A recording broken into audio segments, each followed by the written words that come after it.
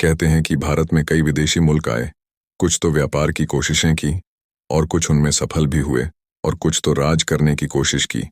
उसमें भी कुछ ऐसे थे जो सफल हुए और उन्हीं मुल्कों में से एक था पुर्तगाल, जो समुद्री रास्ते से होकर अपने जहाजी बेड़े के साथ भारत 1498 को पहुंचा।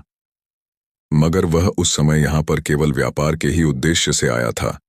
यह कहना कठिन था। कहते हैं कि वह भारत से सिर्फ मसाले और कुछ अन्य सामग्रियों को ही ले गया। पता है, पुर्तगालियों को भारत के मसालों में काफी रुचि थी, इसलिए उन्होंने ने भारत से कुछ खास मसाले जैसे दालचीनी, मिर्च और इलायची आदि अपने यहाँ ले गए।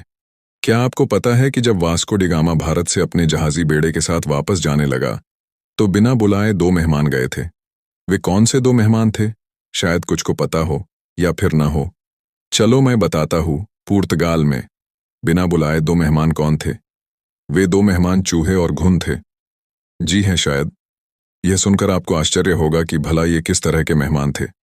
तो आपको बता दें कि ये 2 मेहमान जो थे, ये पुर्तगाल में नहीं पाए जाते थे और यही कारण था कि ये भारत के ही थे जो उनके साथ वहां तक पहुंचे।